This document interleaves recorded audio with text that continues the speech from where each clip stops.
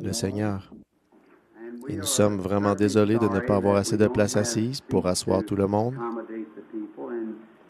Et pour ceux qui sont renvoyés à l'extérieur, je viens d'apprendre il y a quelques instants que nous aurions pu avoir une salle de spectacle à New Albany qui aurait peut-être pu accueillir environ 3000 personnes.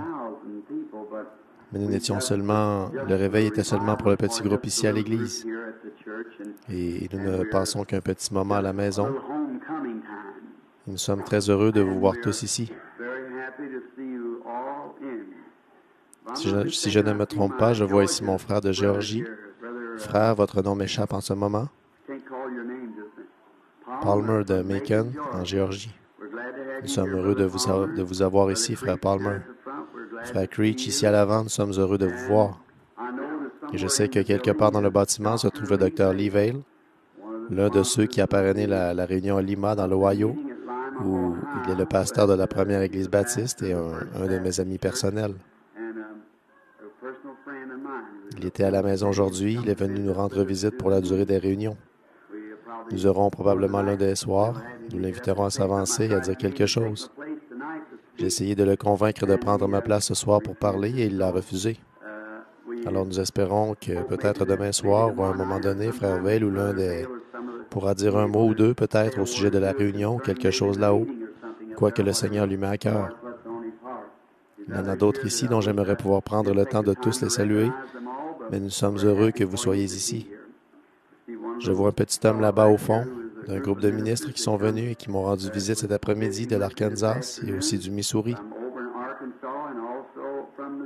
Et maintenant, ce soir, nous voulons racheter le temps parce que chaque soir, nous allons essayer d'avoir terminé avant 21 heures si possible. Ce soir, c'est le soir de la communion. Alors ce soir, ce sera un peu plus tard que d'habitude. Demain soir, si le Seigneur le veut, je veux prêcher sur « Soyez donc parfaits » et le sacrifice parfait demain soir. Et ensuite, c'est Vendredi Saint. Et puis samedi soir, ce sera la mise au tombeau, si le Seigneur le veut. Dimanche matin, le service du lever du soleil à 6 heures. Et à 10 heures, un service de baptême. Et à 10h30, la leçon de l'école du dimanche sur la résurrection. Et dimanche soir, un service de guérison habituel, comme nous avons dans le champ d'évangélisation. Alors maintenant, nous avons confiance que vous amènerez vos amis pécheurs et tout, et que vous viendrez vous joindre à nous et nous aider dans cette réunion. La suite de cette réunion, plutôt. J'ai reçu une nouvelle Bible ce soir qui m'a été donnée par quelqu'un, un frère Dunkard, et elle est plutôt grosse. C'est la première fois que je prêche avec. C'est un peu étrange pour moi. Maintenant, je sais que nous nous sommes rencontrés dans un seul but, c'est de faire avancer la cause de Christ et de trouver la paix dans nos âmes et de faire de nous de meilleurs hommes et femmes, de meilleurs serviteurs du Seigneur.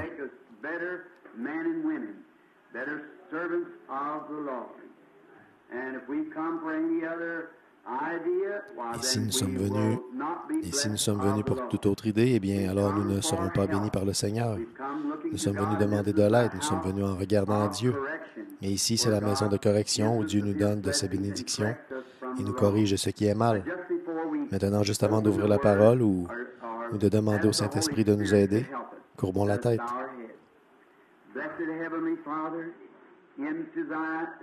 Cher Père Céleste béni, nous nous présentons maintenant dans ta divine présence en tant qu'auditeurs de l'Évangile et en tant qu'orateurs de la parole. Circoncis les lèvres qui parlent, les oreilles qui entendent et les cœurs qui reçoivent. Et puisse le Saint-Esprit nous partager ce soir et nous transmettre les vérités de la grâce éternelle de Dieu à chacun de nous.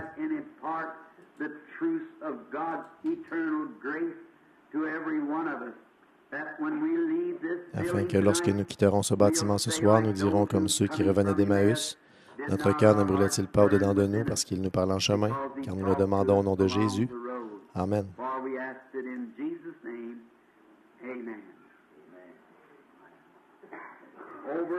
Là, dans le livre de l'Évangile de Matthieu, au chapitre 26, les versets 27 et 28, comme texte que je désire lire.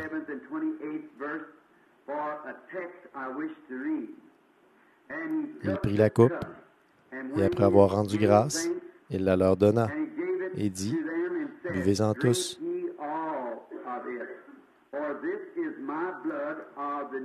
car ceci est mon sang, le sang de l'Alliance, qui est répandu pour beaucoup pour la rémission du péché.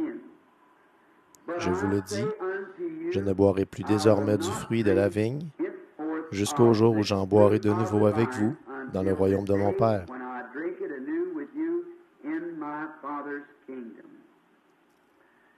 Et maintenant, nous allons parler de la communion. Et ceci, c'est la soirée de la communion originelle. Et la communion a d'abord eu lieu, très loin en Égypte, la première communion, qui était l'agneau de la Pâque qui a été immolé, qui était le type de Christ. Et plusieurs d'entre nous connaissent bien cette vieille histoire bénie qui raconte que ceux qui ont pris la communion là-bas ont marché dans le désert pendant 40 ans. Et quand ils en sont sortis, il n'y en avait pas un seul de faible parmi eux. Et là, même leurs vêtements n'étaient pas usés. Dieu les avait préservés pendant 40 ans. Quelle assurance bénie pour nous ce soir! Si ça, c'est le type, alors Christ est l'antitype. Et comment Dieu a délivré les enfants. Et le fait de prendre la communion était la différence entre la vie et la mort.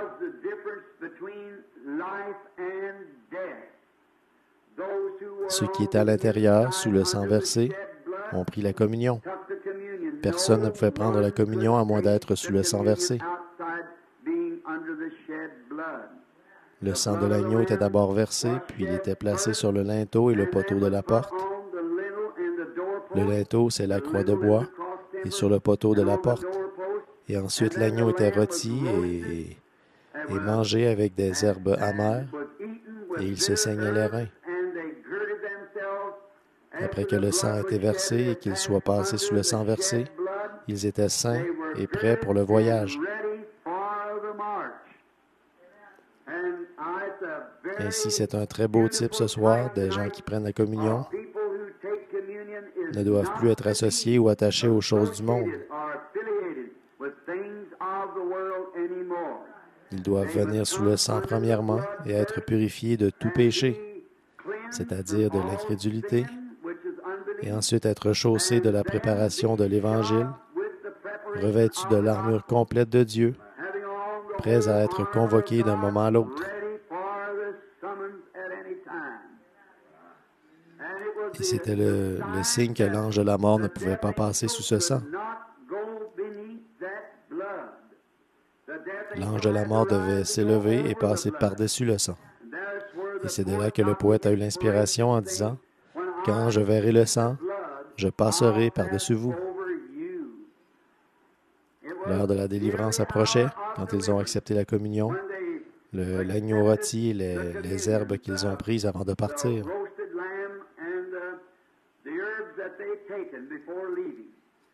Maintenant, dans l'antitype dont nous allons parler, c'était il y a bien des années, ce soir, que Jésus a pris ce que nous appelons le souper du Seigneur, la communion. Et il y a quelque chose concernant cela dont il allait parler à ses disciples. Et juste avant de s'en aller, il voulait en parler avec eux. Et ils avaient préparé une pièce. C'était un temps de communion fraternelle. Et la communion signifie bien une communion fraternelle. Beaucoup d'églises ont une communion fermée, c'est-à-dire c'est seulement pour leur propre église quand ils ont leur communion. Mais ici, nous ne sommes pas une dénomination. Nous avons une communion ouverte pour tous, car nous croyons que chaque croyant a le droit de venir à la table du Seigneur et de communier autour des bonnes choses de Dieu avec chaque croyant, sans tenir compte de ses credos, de sa couleur ou de ce qu'il peut être.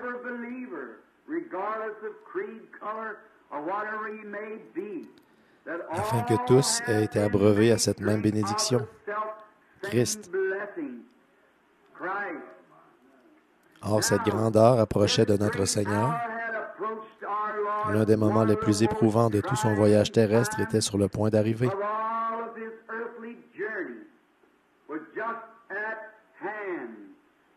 L'heure de l'épreuve. Jésus a dû passer des épreuves, tout comme nous passons par des épreuves. Et la Bible dit que chaque fils qui vient à Dieu doit d'abord être testé, formé, corrigé. Là, pour bien des gens, c'est une épreuve de force quand l'heure de l'épreuve arrive. C'est l'heure de montrer où on se tient.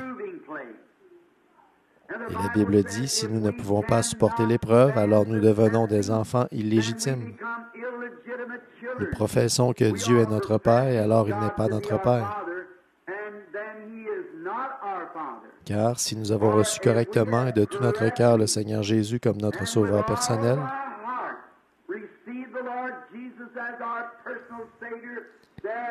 il n'y a rien sur cette terre ni dans toute l'éternité obscure qui pourra jamais nous séparer de l'amour de Dieu qui est en Jésus-Christ.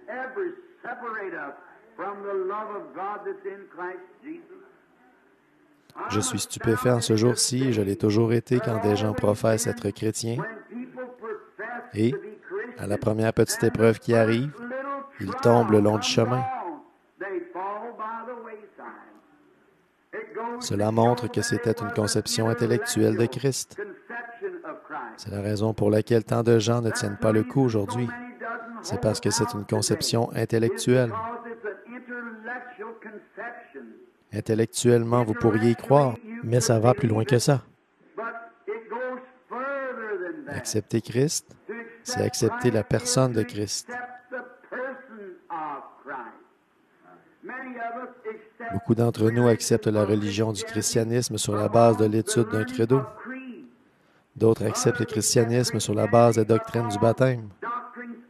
D'autres croient qu'ils sont chrétiens à cause d'une émotion qu'ils ont expérimentée, comme de pousser des cris ou de danser dans l'esprit, ou de parler en langue, ou qu'ils ont un don formidable à présenter.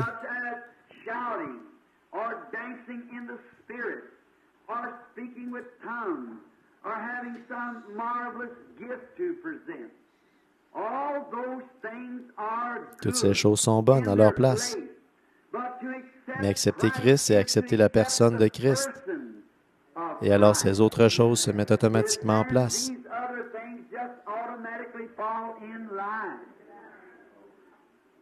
Or, si Dieu n'a pas épargné son propre Fils de l'épreuve cruelle, alors il ne vous épargnera ni vous ni moi de l'épreuve cruelle. Et Jésus était ici confronté à la plus grande épreuve qu'il avait jamais eue. Gethsémane était juste devant lui, où devait venir cette grande et dernière épreuve entièrement suffisante.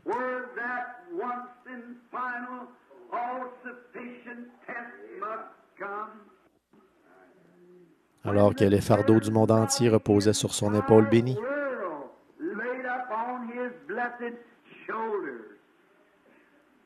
Personne d'autre que lui, dans tous les cieux et sur la terre, n'aurait pu la supporter. Et de savoir que tous les péchés passés, les péchés présents et les péchés à venir reposaient sur cette décision.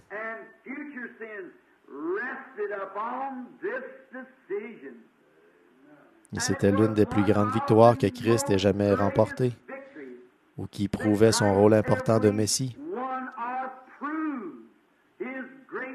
Comme lorsqu'il a dit à Dieu, « Non pas ma volonté, mais que la tienne soit faite. » Cela a été la plus grande victoire qu'il ait jamais remportée. Tous les démons du tourment étaient là pour le tenter et l'éprouver. Et quand nous nous mettons en règle avec Dieu, que nos cœurs deviennent purs et que le Saint-Esprit a pris sa place dans notre cœur, c'est ce qu'il y a de plus glorieux que d'être testé.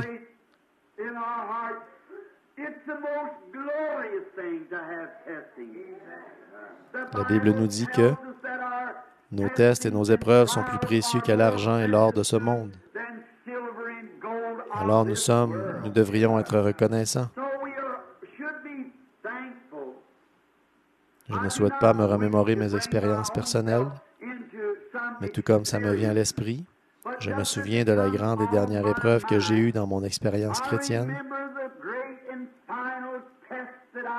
C'était là-bas, à l'hôpital, ici à Spring Hill. Quand ma femme gisait à la morgue ici, un cadavre, elle venait tout juste de quitter cette vie pour être avec Dieu.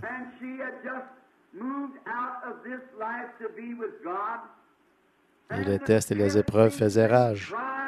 Ce n'était pas seulement quelqu'un qui disait « Billy, tu es un exalté ».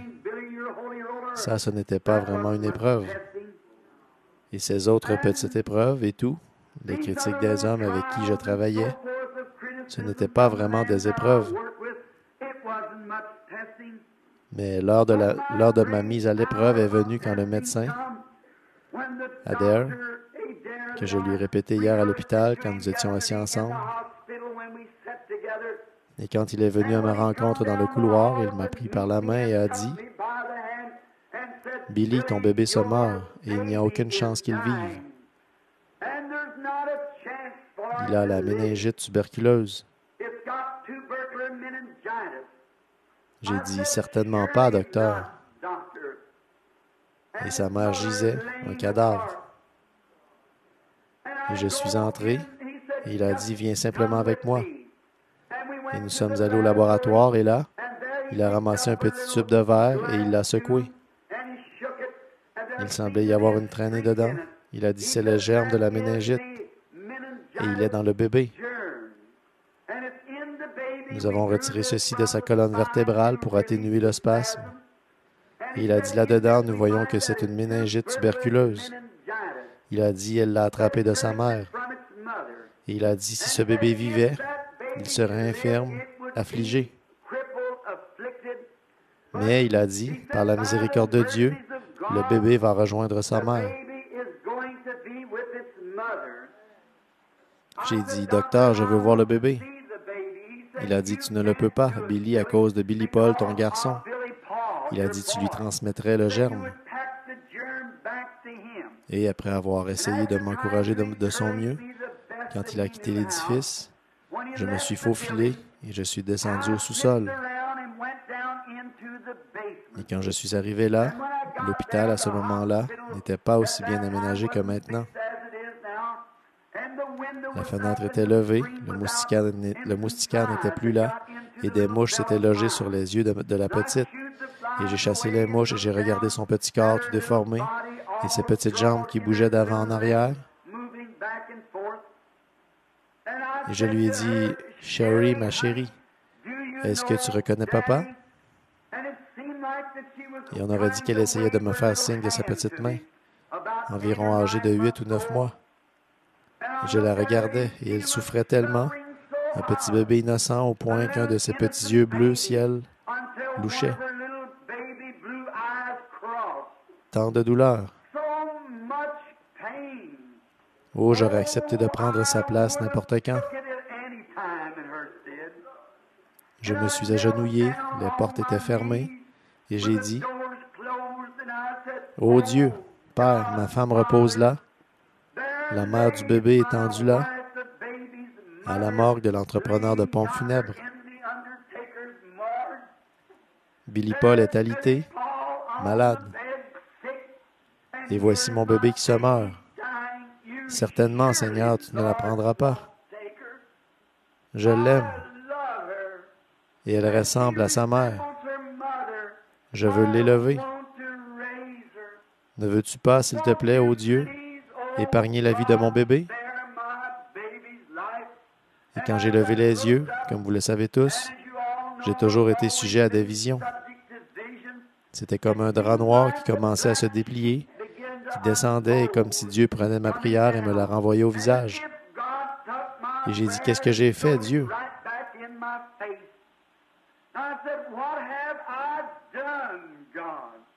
Ai-je transgressé tes lois pour mériter ce châtiment? Si c'est le cas, révèle-le simplement et je me repentirai. Je ferai n'importe quoi, mais ne prends pas mon bébé. Et j'ai vu qu'elle s'en allait quand même. Je me suis levé. Et alors le tentateur est venu vers moi. Voilà le seul moment de toute ma vie que je peux appeler. C'était le moment crucial, mon Gethsémane. Alors que j'arrivais à peine à me tenir après le lit, le diable m'a dit, « Voilà. Voilà ta récompense pour avoir essayé de le servir. Tu veux dire qu'il va prendre cette jeune mère de 22 ans et la déposer là-bas comme cadavre à la morgue et qu'il prendra ce précieux bébé, ta propre chair et ton propre sang, et te claquer ta prière en plein visage? Et ensuite, tu veux me dire que tu vas le servir?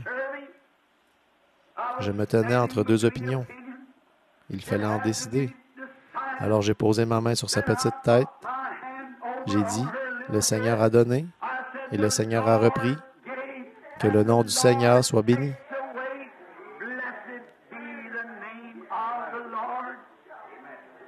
Je me suis senti soulagé. J'ai dit, Sherry, ma chérie, papa ne peut pas aller où tu es maintenant, mais papa pourra venir un jour. Je vais te déposer dans les bras de maman et vous enterrer, mais papa vous reverra un jour.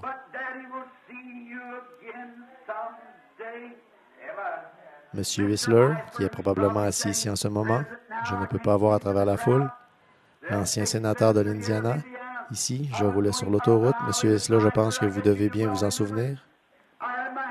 J'avais les mains derrière moi en m'en allant au cimetière juste après l'inondation en pleurant. J'y allais le soir. Une vieille tourterelle se perchait là dans l'arbre et chantait pour moi. Il semblait que dans la brise qui passait entre les pins et les arbres, on aurait dit que le chant chuchotait à travers cela en disant «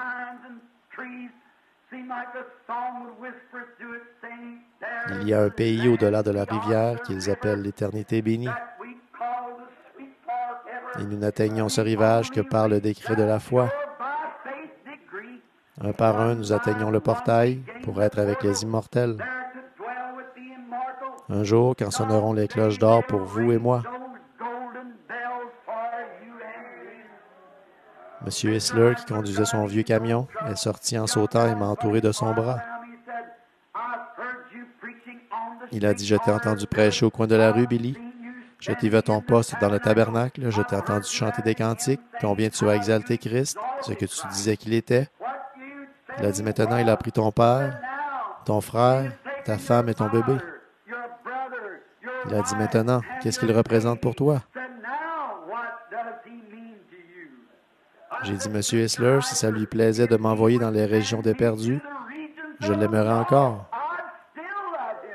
Car un jour là-bas, dans un vieux hangar à charbon, il s'est passé quelque chose ici dans mon cœur que rien ne peut effacer.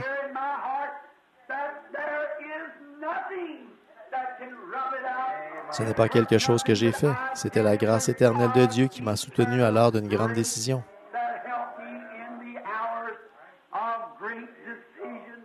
Et quand notre Seigneur bénit à Gethsémané, quand il s'y dirigeait, quand il a été pour être rejeté à Jérusalem, et le conseil allait lui ôter la vie, alors que la destination éternelle de toutes les âmes, celle qui avait déjà existé et celle qui allait un jour exister sur terre, reposait sur sa décision.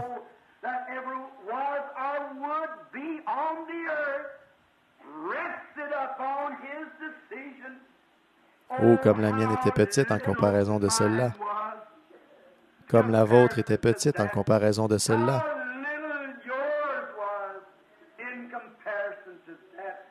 Comme c'est malheureux que nous ne puissions pas supporter ces petites choses. Mais à cette grandeur cruciale, il a tellement souffert, connaissant toutes choses, au point que l'eau et le sang se sont séparés dans son corps, et que des grumeaux de sang, comme de la sueur, ont coulé de son front. Il est mort davantage à Gethsémané que sur la croix.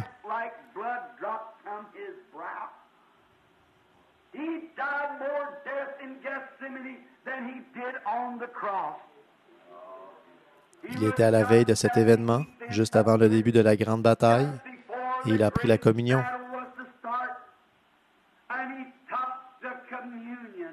Il a réuni ses disciples pour discuter de différentes choses avec eux. Et c'est comme ça qu'il fait avec vous et moi, juste avant que le grand combat de la vie commence. Avant que le grand combat entre le bien et le mal commence à faire rage en nous, Dieu nous amène à Gethsémané.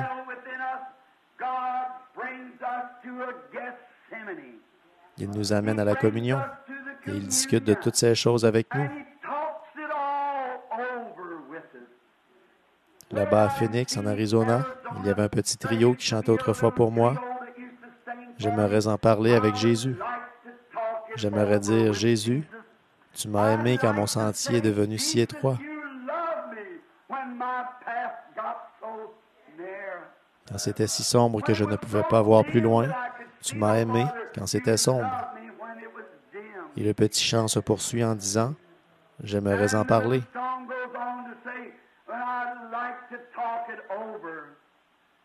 C'est une bonne chose que les hommes et les femmes de cette terre s'arrêtent dans le long voyage de la vie et en parlent avec Jésus et communient avec lui dans une communion fraternelle.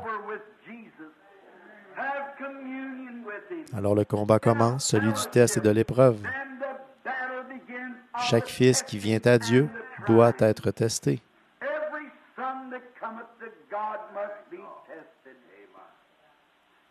Or, la communion n'est pas donnée dans le but que beaucoup de gens pensent. Elle n'est pas donnée dans le but que beaucoup de gens le pensent.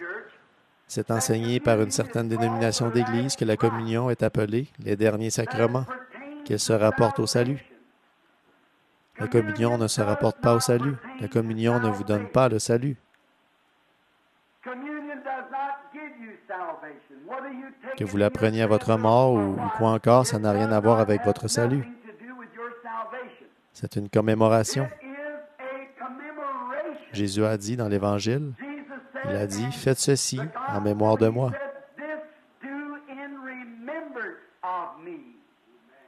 Non, elle oriente vers où elle pointe vers le salut. Non, elle oriente vers où elle pointe vers le salut. Mais c'est en commémoration d'une œuvre achevée qui a été faite en vous par le Saint-Esprit. C'est une commémoration.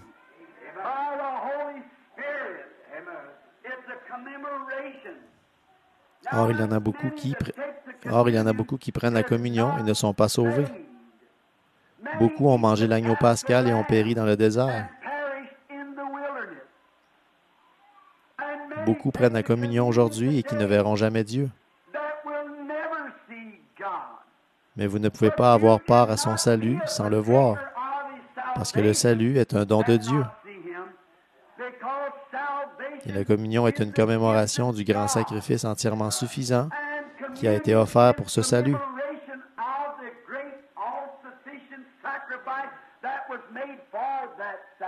C'est pour laisser les gens voir que nous croyons à la mort, à l'ensevelissement et à la résurrection du Seigneur Jésus-Christ. Ça représente une œuvre achevée.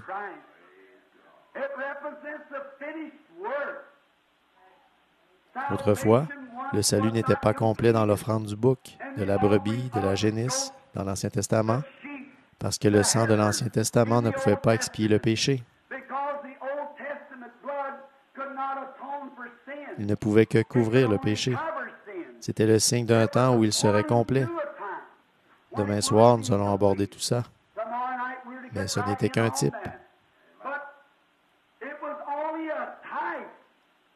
Mais quand Jésus est venu et que son sang a été versé au calvaire, c'était un divorce complet avec le péché. Il a enlevé le péché. C'est le seul moyen de salut. Il n'y a pas d'adhésion à l'Église, pas de lettre d'association. Il n'y a pas de rituel de baptême, il n'y a pas de communion, ou quoi que ce soit de rituel, ou tout l'article que Dieu a laissé en tant qu'article se rapportant au salut. C'est tout en commémoration d'une œuvre achevée.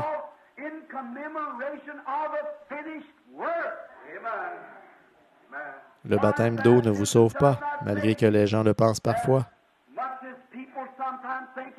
Le baptême d'eau est une commémoration de la mort, de l'ensevelissement et de la résurrection du Seigneur. Il ne vous sauve pas. La communion est en commémoration de sa grande agonie et de son départ et de son corps brisé et son sang qui a été versé. Ce n'est pas le sang littéral, ce n'est pas le corps littéral. Mais c'est en commémoration de son corps littéral et de son précieux sang. Et nous prenons ceci comme un ordre. Et nous prenons ceci comme un ordre et Jésus nous a ordonné de le faire. Tant qu'il reste au loin, nous devons l'apprendre. Nous avons un grand et beau tableau dans le livre de l'Épître aux Hébreux, au chapitre 7. J'aimerais lire juste un petit passage dans Hébreux 7 pour avoir le contexte de ceci.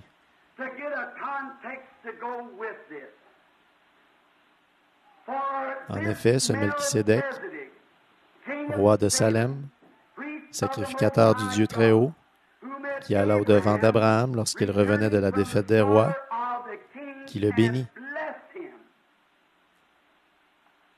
à qui le patriarche Abraham donna la dîme de tout, qui est d'abord roi de justice, d'après la signification de son nom, ensuite roi de Salem, c'est-à-dire roi de paix.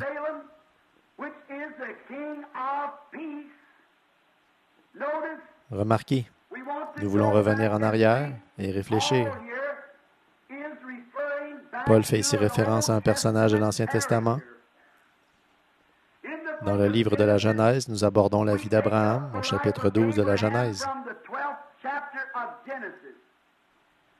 Dieu a fait la promesse à Abraham que c'est par Abraham que viendrait la postérité du juste.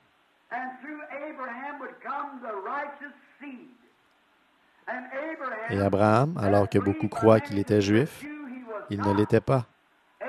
Abraham était un homme des nations, un Chaldéen de la ville d'Ur. Et il est devenu le serviteur de Dieu, non pas parce qu'il était différent des autres, mais à cause de l'élection de Dieu. Vous n'êtes pas sauvé parce que vous êtes une bonne personne. Vous êtes sauvé parce que Christ vous a choisi.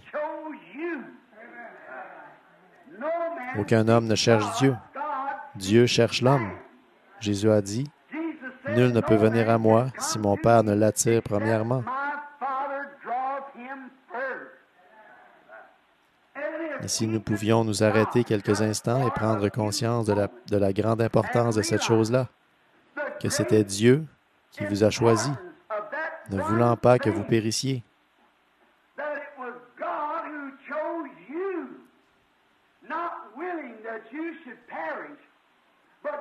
Mais qui vous a donné l'occasion, vous a appelé, vous a élu pour être son serviteur. Eh bien, qu'est-ce qui pourrait être plus précieux que ça, sans que vous ayez le choix?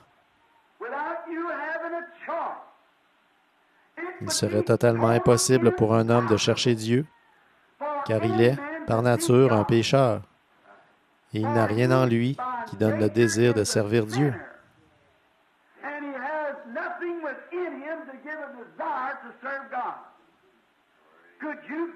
Pourriez-vous aller voir le cochon et lui dire qu'il a tort? Il est un cochon, par nature. Pourriez-vous lui dire que son alimentation n'est pas bonne? Certainement pas. Par nature, c'est un cochon. Vous pourriez lui dire qu'il serait un agneau, mais il est satisfait d'être un cochon. Et un pécheur est satisfait d'être un pécheur parce que sa nature est celle d'un pécheur. Et voilà, nous sommes tous nés dans le péché, conçus dans l'iniquité, venus au monde en disant des mensonges. Par nature, un enfant de la désobéissance, sans Dieu, sans espoir, la colère de Dieu demeurant sur nous.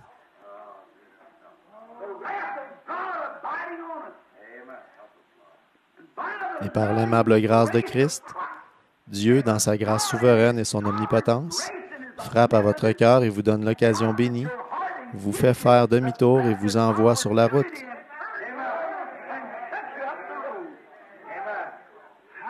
Comment pourriez-vous refuser ça? Ça change tout votre désir, ça vous fait faire demi-tour et ça vous fait repartir dans l'autre sens.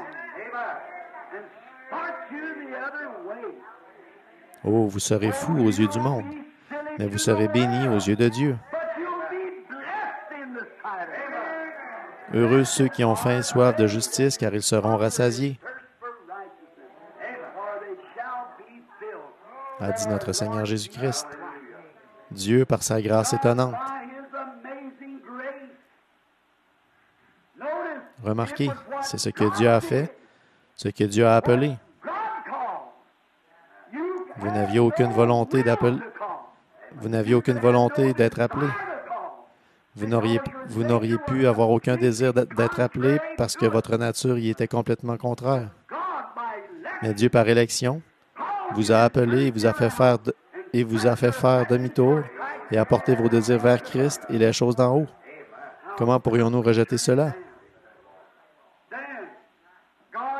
Alors Dieu a montré en Abraham ce qu'il ferait pour tous. Cette promesse bénie de la résurrection et de la vie éternelle n'a pas été donnée seulement à Abraham, mais à sa postérité après lui, les appelés, les élus de Dieu.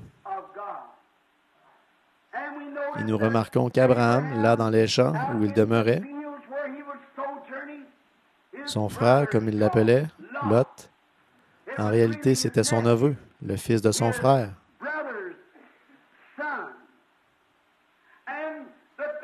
Et l'heure du test est venue. Et Lot a faibli pendant le test. Il est une image parfaite du croyant charnel d'aujourd'hui. Quand les tests sont venus de rester sur la terre aride, Abraham lui a laissé le choix. Lot a levé les yeux et a vu les champs, la vallée, qui était recouverte d'herbe. Elle était aussi remplie de belles maisons. C'était rempli de gaieté. C'était aussi rempli de péché.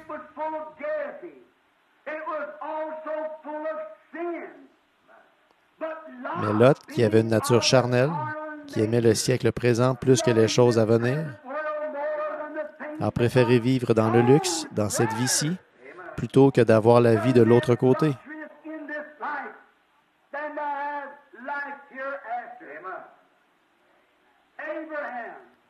Abraham, un type parfait du vrai croyant qui a été lavé dans le sang de l'agneau, dont le désir était porté sur les choses d'en haut, a dit, « Je prendrai le chemin avec le petit nombre des méprisés du Seigneur. »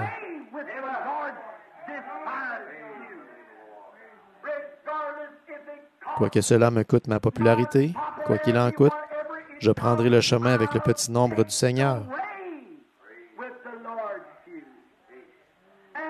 Et il a choisi de rester dans le pays où Dieu l'avait placé pendant le temps du test. Je me demande ce soir si je parle à des gens qui ont déjà commencé à aller jusqu'au bout avec Dieu. Et, quand l'heure du test est venue, vous avez plutôt choisi de retourner dans le monde et de faire les choses du monde? Ou avez-vous pris le vieux chemin rugueux du salut?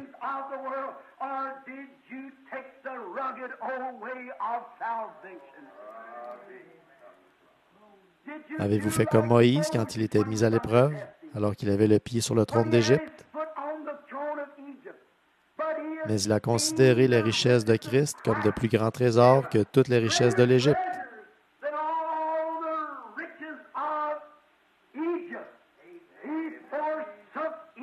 Il a quitté l'Égypte, peu importe la quantité d'or, combien il était populaire.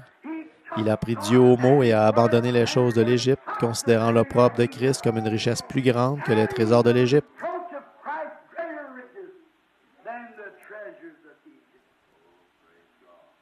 Que faisons-nous quand nous sommes mis à l'épreuve, quand viennent les dures épreuves? Quand ils disent que, parce que vous vous séparez des choses du monde, que vous êtes un fanatique religieux, la tension vient-elle? Elle doit venir et vous devez faire votre choix.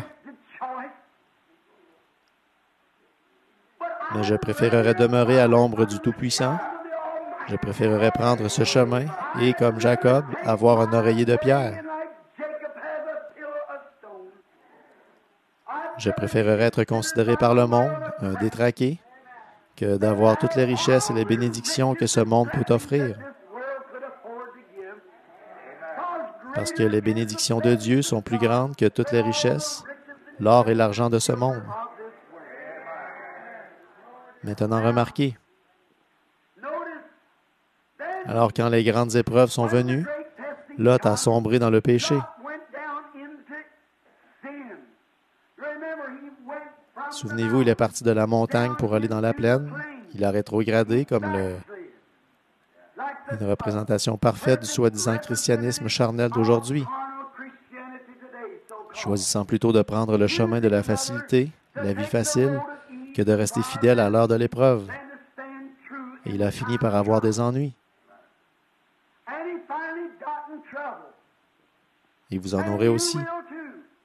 Quand vous choisissez d'avoir une vie facile, souvenez-vous que vous allez avoir des ennuis.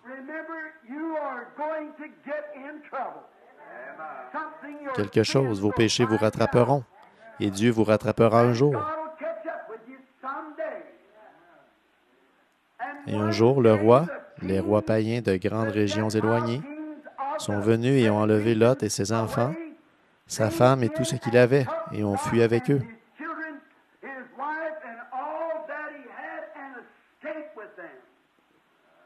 Et un jour, mon frère l'ami, si tu ne restes pas sous le sang, les royaumes de Satan vont t'atteindre et t'emporter si tu ne restes pas sous le sang.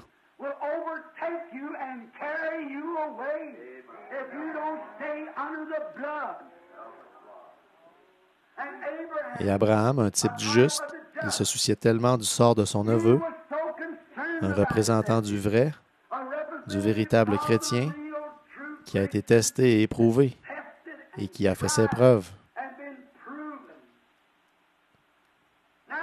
Or, les femmes y étaient pour beaucoup. La femme de Lot était charnelle, très charnelle. Elle se tient là dans les champs, aujourd'hui comme une statue de sel, comme une honte pour ceux qui passent par là. Sarah, une belle femme qui voulait faire ce que Dieu voulait qu'elle fasse.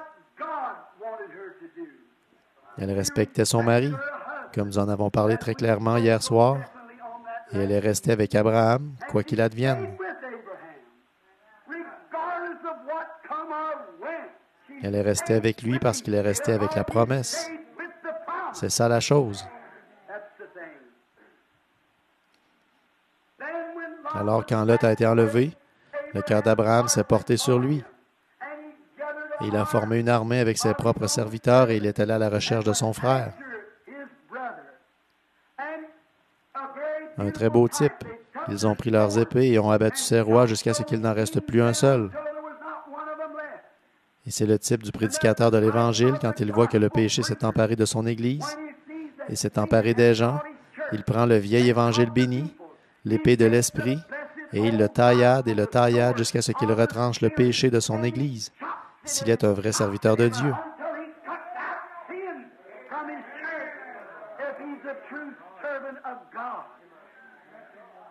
Il enlève toutes les absurdités, les commérages, les médisances. Il débarrasse toutes les choses et la nature charnelle du monde qui se sont glissées dans l'Église, s'il est un vrai serviteur de Dieu.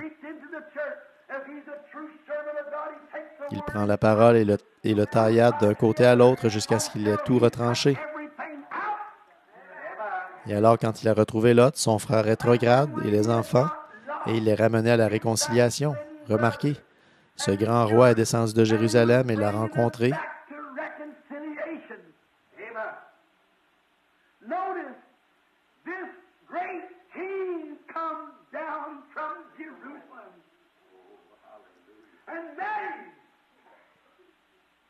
Melchisédek. Quel genre d'homme était-ce là?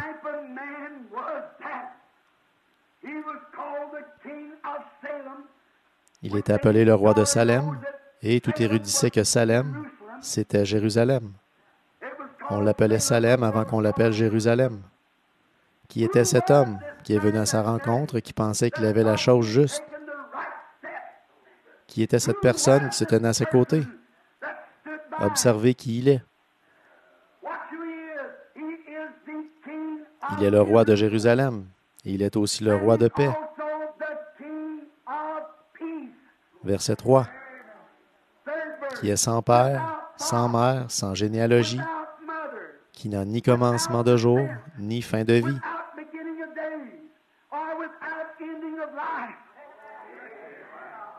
Qui était ce grand prince qu'il a rencontré après la bataille?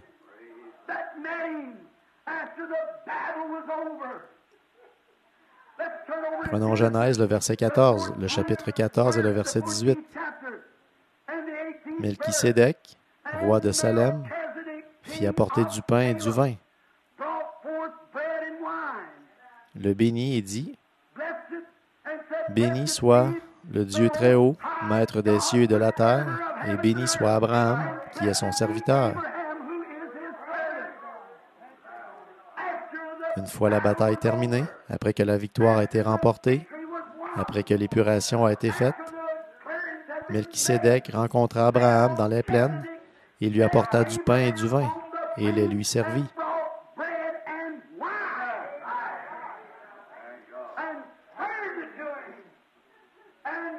Et qui? Ce n'était nul autre que celui qui a rencontré Abraham environ 1 an plus tard, s'est assis sous l'arbre et lui a parlé. Et ce même Melchisédek a dit, « Je ne prendrai plus du fruit de la vigne jusqu'à ce que je le boive de nouveau avec vous dans le royaume de mon Père. » Une fois la bataille terminée, quand la victoire sera remportée, alors nous la prendrons de nouveau dans son royaume quand la dernière bataille aura été livrée.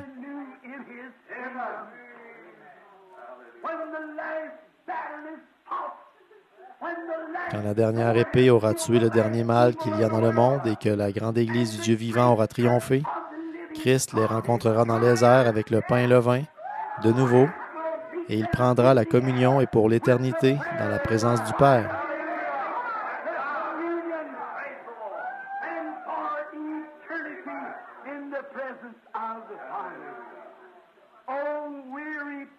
Ô pèlerin fatigué ce soir, reviens à la maison du Père. Sors de Sodome.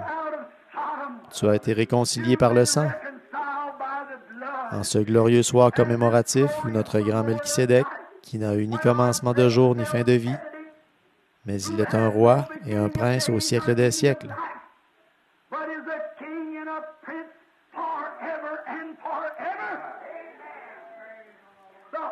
Le Saint-Esprit qui est ici ce soir courtise ceux qui ne sont pas sauvés. Alors, si vous êtes sans Christ ce soir, et quand la bataille sera terminée, si vous voulez le rencontrer en paix et prendre la communion avec lui, et vous avez promis de l'aimer et de vous séparer des choses du monde,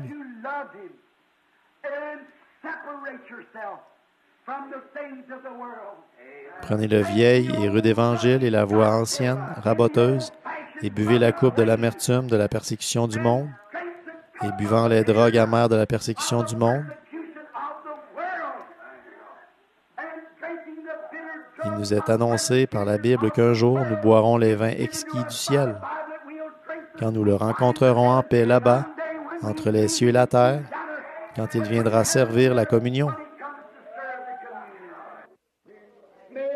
Puissent nos cœurs réfléchir à ceci. Je le boirai de nouveau avec vous dans le royaume de mon Père. S'il devait venir avant qu'un autre Pâques arrive, si vous deviez mourir avant qu'un autre Pâques arrive, ça n'empêchera pas ce grand événement. Car je dis par la parole du Seigneur que ceux qui dorment en Christ ressusciteront premièrement.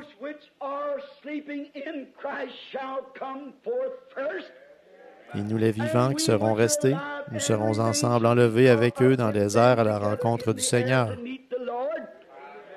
Et le grand Melchisédek du ciel, le roi, non de la Jérusalem naturelle, mais le roi de la Jérusalem céleste, la nouvelle Jérusalem viendra à notre rencontre et on nous servira de nouveau le vin et le pain. Ce soir, nous devons en prendre les symboles, nous devons le faire jusqu'à ce qu'il revienne. Puissions-nous être trouvés fidèles alors que nous courbons la tête juste un instant pour un mot de prière. Que tout le monde soit aussi tranquille que possible en cet instant des plus solennels et sacrés.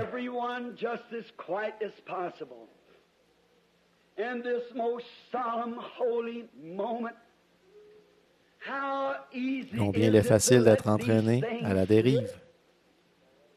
La Bible dit, de peur d'être entraîné à la dérive et de négliger un si grand salut. Il est si facile de l'oublier. Nous ne venons pas à l'Église pour être vus. Nous ne venons pas pour entendre de bons chants ou un bon sermon. Nous venons à l'Église pour adorer Dieu. Et chacun de nous, notre être mortel, a une âme qui devra le rencontrer un jour. Et à la veille de ce grand jour de crucifixion, en commémoration de son départ ce soir, si vous n'êtes pas chrétien, si vous n'avez jamais accepté Christ comme votre sauveur dans votre vie, êtes-vous suffisamment convaincu par la prédication de la parole? Et est-ce que le Saint-Esprit est près de vous pour vous dire, « Tu es coupable. Maintenant, fais demi-tour et va dans l'autre direction. » Voulez-vous le signifier en levant la main pour dire, « Frère Branham, priez pour moi. Je sollicite maintenant vos prières pour que Dieu soit miséricordieux envers moi. » Voulez-vous lever la main pendant que nous attendons? Que Dieu vous bénisse, monsieur. Quelqu'un d'autre? Que Dieu vous bénisse. Que Dieu vous bénisse, monsieur. Que Dieu te bénisse, petit. Que Dieu vous bénisse. Est-ce que quelqu'un... Que Dieu vous bénisse, madame. Vous dites, Frère Branham, est-ce que ça veut dire quelque chose de lever la main? C'est simplement la différence entre la mort et la vie. Qu'est-ce qui est plus grand que la vie? Vous aimez... Vous regardez la nature. Vous l'aimez. Vous détestez vous en éloigner. Juste de l'autre côté de la rue, ici, quand la femme de mon frère se mourait un matin, il y a bien des années, quand la pauvre petite Ruth a levé la tête, il y avait un rouge-gorge perché dans un cerisier, et elle voulait le voir encore une fois, comme elle aimait la nature. Mais un jour, quand Jésus viendra, elle entendra les oiseaux de l'éternité chanter. Les fleurs immortelles vont pousser. Il n'y aura ni maladie, ni chagrin, ni mort, parce qu'elle a fait la paix avec Dieu et a accepté le glorieux Christ qui est mort pour elle.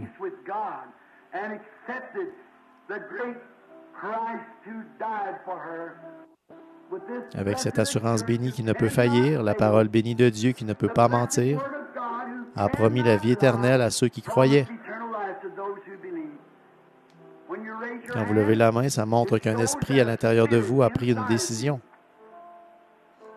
Que Dieu vous bénisse, madame. Quelque chose en vous, un esprit. Par nature, vos bras ont été faits pour pendre, et quand vous levez la main, vous défiez les lois mêmes de la gravitation. Il faut que ce soit surnaturel. C'est contraire à la science. C'est contre toute chose scientifique pour vous d'enfreindre les lois de la gravitation.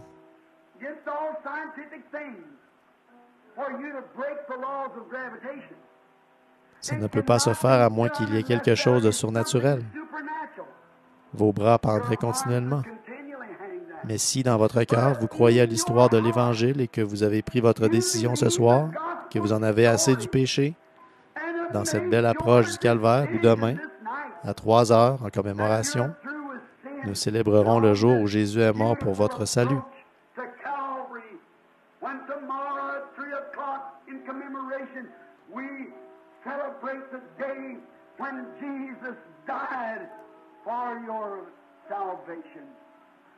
Vous l'avez suffisamment considéré, et le Saint-Esprit est venu frapper à votre cœur et vous l'avez maintenant accepté. Vous, quelque chose dans votre cœur dit « Levez la main ». Cela montre aux gens et à Dieu que vous y croyez et que vous l'acceptez. Que Dieu vous bénisse, vous tous, les petits-enfants. 3 ou 4 d'entre eux ici à l'hôtel, des petits garçons et filles d'environ 8, 10 ans. Ils ont tous levé la main en même temps. Jésus a dit « Laissez venir à moi les petits-enfants ». Ne les en empêchez pas, car le royaume est à eux. Y a-t-il quelqu'un d'autre avant que nous prions? Que Dieu vous bénisse, madame. C'est un réel. Vous avez peut-être fait beaucoup de choses, madame, dans la vie. C'était réel. Je crois que vous êtes une femme honnête. Souvenez-vous, vous n'auriez pas pu lever la main, chère sœur, à moins que quelque chose à l'intérieur de vous, quelque chose tout au fond de vous dise « Fais ça ».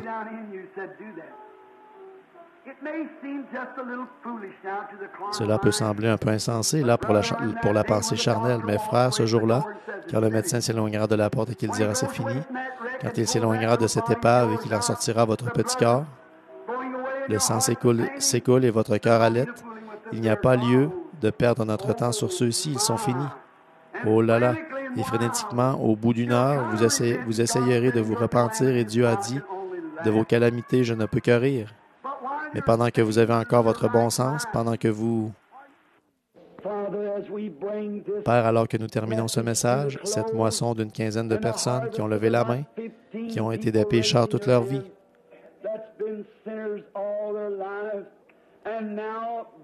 et maintenant, par grâce, tu leur as parlé, tu leur as fait faire demi-tour et les as laissés faire face au calvaire et entendre ces paroles sorties des lèvres du Fils de Dieu. Père, pardonne-leur car ils ne savaient pas ce qu'ils faisaient. Mais ce soir, ils ont reçu l'Évangile. Nous l'avons entendu dire quelques jours auparavant. Celui qui écoute mes paroles et croit à celui qui m'a envoyé a la vie éternelle et ne viendra point en jugement, mais il est passé de la mort à la vie.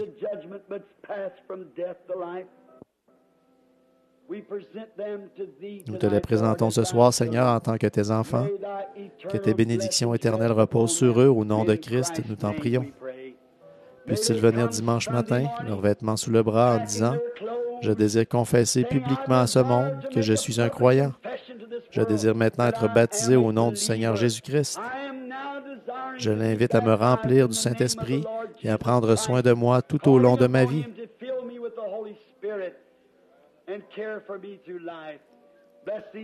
Bénis ces jeunes femmes, ces jeunes hommes, les personnes âgées, les petits-enfants et tous. Prends soin d'eux. Père, ils sont à toi. Et comme les fruits de ce message ce soir, je te les présente en tant qu'attributs. Et ils sont entre tes mains, comme des dons d'amour de la part de Dieu, le Père. Je te prie de prendre soin d'eux tout au long de leur vie. Au nom de Jésus, je prie. Amen.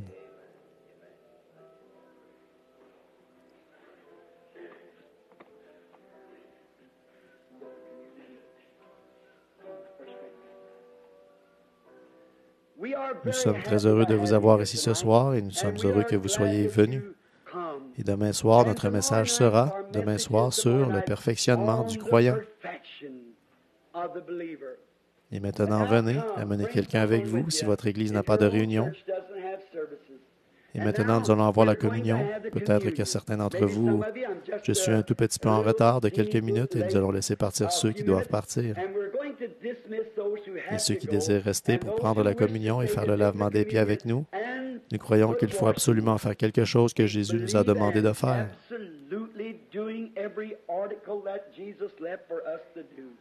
Et s'il vient dans ma génération et me permet de garder mon bon sens et de garder son amour dans mon cœur, je ferai de mon mieux pour faire chacune d'elles et être trouvé fidèle au poste.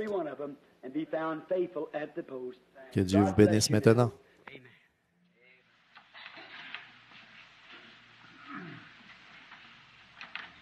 Ce pain cachère, il est fait par des chrétiens.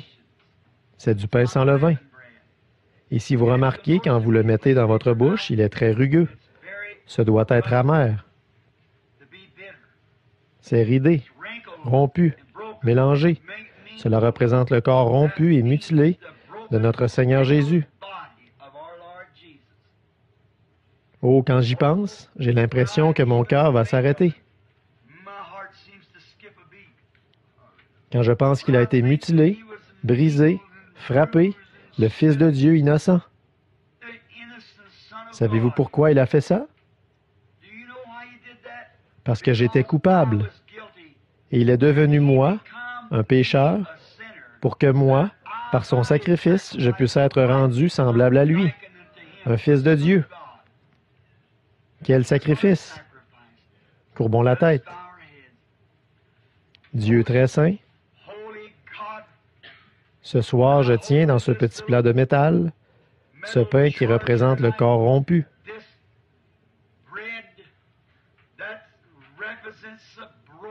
Mutilé, brisé, frappé de notre Seigneur. Alors que ce prophète s'est écrié, il était blessé pour nos transgressions, brisé pour notre iniquité. Le châtiment qui nous donne la paix est tombé sur lui, et c'est par ses meurtrissures que nous avons été guéris.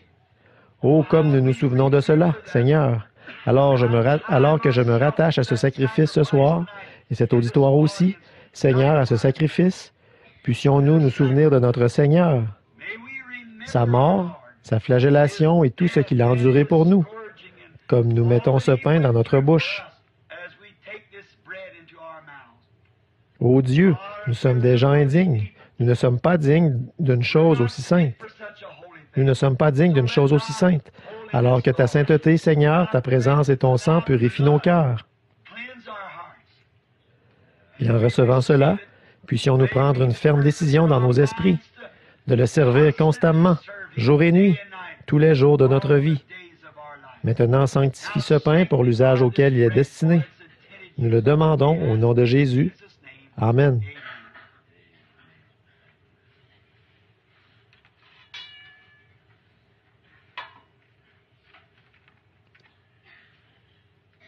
Et je tiens ceci dans mes mains. Après environ 33 années de service, pendant lesquelles j'ai servi mon Seigneur, et j'ai honte de moi-même. Mais je pense que ferais-je si j'avais 2 vraies gouttes de son sang dans ma main ce soir? Qu'en ferais-je? Mais vous savez, j'ai dans mes mains, ce soir, à ses yeux, quelque chose de plus grand, ce qu'il s'est acquis par son sang, son Église. Donc, lorsque je tiens ceci, le jus de ces raisins, je pense à cela. Il a dit, je ne boirai plus désormais du fruit de la vigne jusqu'à ce que j'en boive de nouveau avec vous dans le royaume de mon Père. Alors remarquez, après que la guerre du péché sera terminée, la première chose que nous ferons lorsque nous arriverons de l'autre côté, ce sera de prendre la communion, la Sainte Seine. Courbons la tête maintenant pendant que nous bénissons ce vin. Notre Père céleste, quand je pense, en tenant ce vin ici qui représente le sang de Jésus, que c'est par ce sang qui coule que mes péchés ont disparu.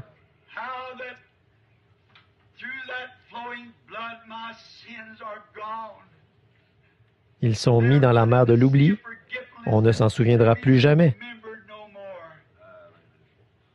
Et par ce sang, un garçon qui se mourait un jour, là-bas, dans un hôpital, et tu m'as sauvé. Ô Dieu, combien je te remercie, Seigneur. Et puis tu m'as confié la charge, par le Saint-Esprit, de conduire les gens au calvaire et de leur montrer le chemin de la maison.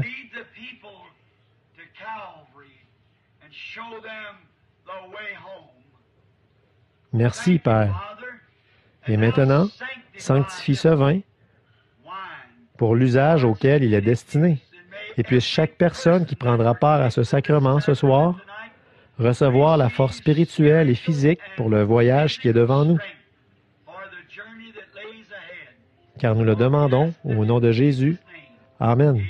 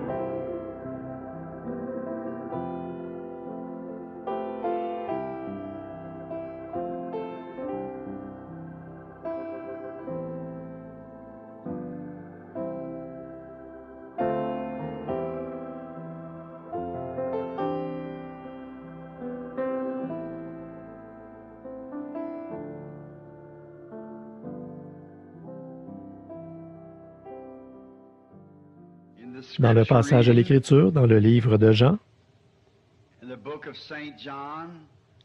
au chapitre 13, nous lisons à partir du verset 2 du chapitre 13. Après le souper, lorsque le diable avait déjà inspiré au cœur de Judas Iscariote, fils de Simon, le dessein de le livrer, Jésus, qui savait que le Père avait remis toutes choses entre ses mains, qu'il était venu de Dieu et qu'il s'en allait à Dieu, se leva de table, ôta ses vêtements, prit un linge dont il se ceignit. Ensuite, il versa de l'eau dans un bassin, et il se mit à laver les pieds des disciples, et à les essuyer avec le linge dont il était ceint. Il vint donc à Simon-Pierre, et Pierre lui dit, « Toi, Seigneur, tu me laves les pieds? » Jésus lui répondit, « Ce que je fais maintenant, tu ne le comprends pas, mais tu le comprendras bientôt. » Pierre lui dit, « Non, jamais tu ne me laveras les pieds. » Jésus lui répondit, « Si je ne te lave, tu n'auras point de part avec moi. »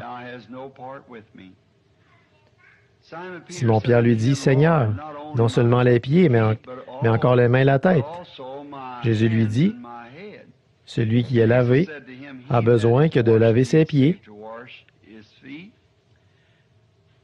mais tu es entièrement pur. Vous êtes purs, mais non pas tous. » Car il connaissait celui qui le livrait.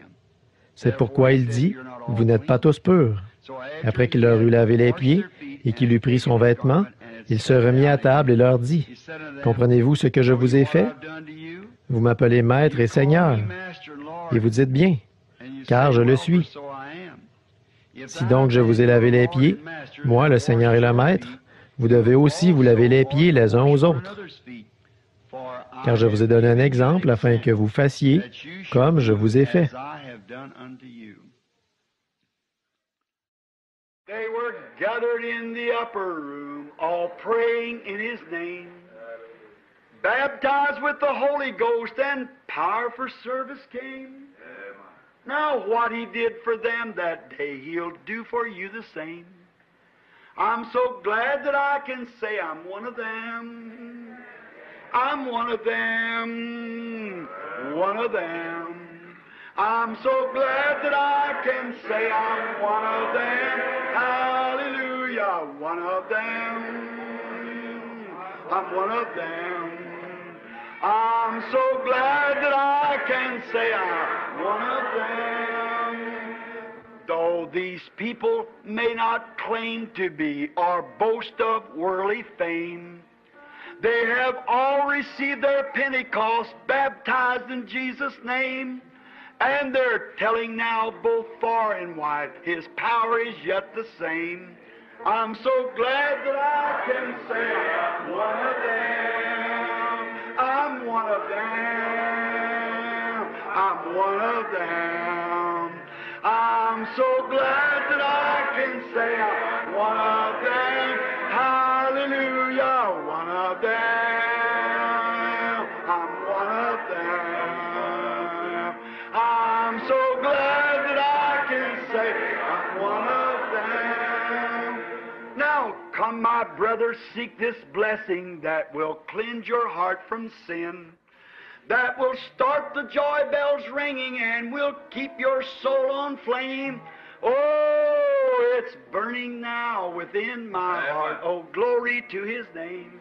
I'm so glad that I can say I'm one of them. Let's sing it, oh, one of them, one of them. I'm so glad that I can say I'm one of them. Hallelujah, one of them, one of them. I'm so glad that I can say I'm one of them. How many's one of them? Raise your hands. Glad I am, I'm one of them. Oh, one of them. One of them. I'm so glad that I can say I'm one of them. Hallelujah, one of them. One of them. I'm so glad that I can say I'm one of them. They were gathered in that upper room, all praying in His name. They was baptized with the Holy Ghost, then power for service came. Now, what He did for them that day, He'll do for you the same. I'm so glad that I can say I'm one of them. Oh, one of them. One of them. I'm so glad that I can say I'm one of them. Hallelujah, one of them. One of them. I'm so glad that I can say I'm one of them. I find many people who can't understand why I am so happy and free. I've been filled with the Spirit, there isn't a doubt, and that's what's the matter with me. Oh, that's what's the matter with me. Oh, that's what's the matter with me. I've been filled with the Spirit, there isn't a doubt, and that's what's the matter with me. You like that? Let's all sing it then. We find many people who can't understand why we are so happy and free. We're filled with the Spirit, there isn't a doubt, and that's what's the matter with me. Oh, that's what's the matter with me. Praise God. Oh, that's what's the matter with me. I've been filled with the Spirit, there isn't a doubt, and that's what's the matter with me. Oh, when I get happy, I sing and I shout. Some don't understand it, I see. But I've crossed over Jordan to Canaan's fair land, and that's what's the matter with me. Oh, that's what's the matter with me. Praise God. Oh, that's what's the matter with me. I've crossed over Jordan to Canaan's fair land, and that's what's the matter with me. Blessed be the name, oh blessed be the name, blessed be the name of the Lord, blessed be the name, oh blessed be the name, blessed be the name of the Lord. Jesus is the name. Jesus is the name. Jesus is the name of the Lord. Jesus is the name. Oh, Jesus is the name. Jesus is the name of the Lord. Magnify His name. Oh, magnify His name. Oh, magnify the name of the Lord. Magnify the name. Oh, magnify the name. Magnify the name of the Lord. Do you love Him? Amen. Will you serve Him? Amen. Will you believe Him? Amen. Amen. Amen. He's the Father.